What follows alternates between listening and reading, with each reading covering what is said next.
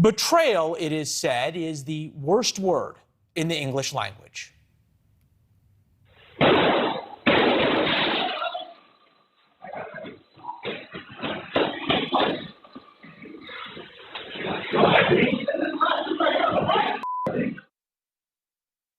The Uvalde school shooting shows police quite literally betraying innocent kids.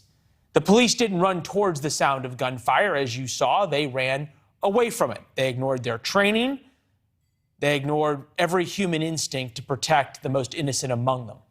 The Austin Statesman American got video of the full 77 minutes from when the gunman entered the school to when police finally shot and killed the suspect. That was roughly 20 minutes after the shooter entered the school. Here he is coming in. He's armed with an AR-15 and hundreds of rounds of ammunition, and then he makes his way to one classroom.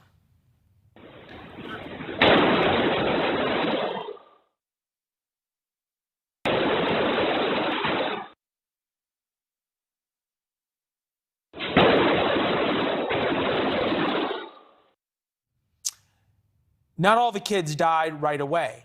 Many of the kids shot had a chance to live. They called 911 for help. They counted on the men you see right there to help them. Their teachers called 911 for help, and it took more than an hour for police to finally muster the courage to go in and rescue them.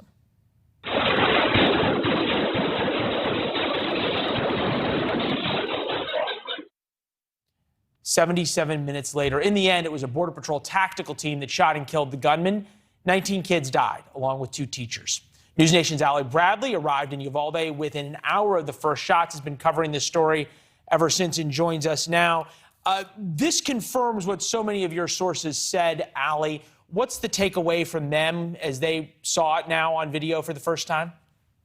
Yeah, Leland, as you mentioned, I was there shortly after. I walked right up to where the funeral home was. There was not even a perimeter set up yet, and there wasn't a lot of details coming out. But the reason I was there so early is because one of my sources has a child that goes to or went to Robb Elementary, a 3rd grader that was in the playground area when this happened. He saw the gunman there. Now, I asked him what this video made him feel after he watched it today. The father, he said it was very sickening. They should never have waited that long to enter. He said that he believes that additional training could have helped. He says that they were clearly not trained in this kind of setting to be able to respond to a setting like this. He says that they looked so confused, Leland, which we see this in this video. We even saw one of the officers go over and use the hand sanitizer at one point.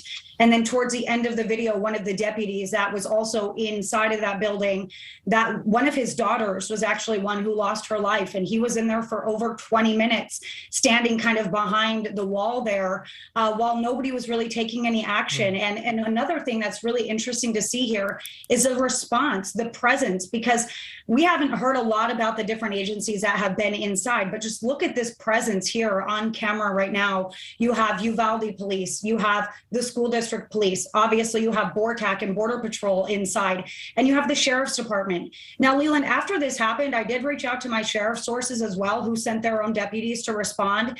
And I said, isn't it the sheriff's responsibility to step in and overtake any scene, because they are the top law enforcement individual in their county? And they said the only way that they're going to do that and really come in and take over someone else's investigation or crime scene, if you will, because we know that Pete Arredondo was a commander on scene at this time. He said it's only if they know they're messing up. How at this point was there not an indication that what was going on was not a mistake? Yeah, 77 minutes that no one realized that Pete Arredondo was at best incompetent, at worst horrifically cowardice. And there is video, obviously, of him heading in, no longer part of the city council, though, and now is off the police force as well. He should be. You talk about the parents. Have not had a chance to talk to him since the video came out. But I interviewed Javier Cesares. His daughter was killed, and he believes, as he stood outside the elementary school during that time that the police were inside, that she was still alive. She bled out at the hospital. Here he is. As soon as they heard the gunshot, they should have rushed in. You know, that didn't happen. You know, more policemen came in increments. They were there unprepared. You know, they should have had shields in the cars. They should have had, Do you think they were unprepared, or were they cowardly? Were they disorganized? I say all three. Honestly, in my opinion. Allie, I only got 30 seconds. It's hard to imagine that the parents figured it out all the way back, really within a couple of hours of this. What questions are we still waiting for?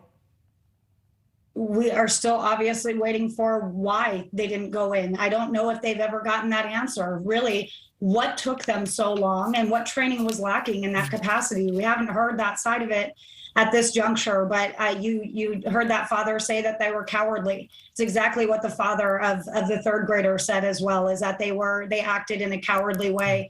And Leland, there's not a lot of ways to describe it otherwise. It's a hard video to watch, knowing 164 rounds went off inside of that school.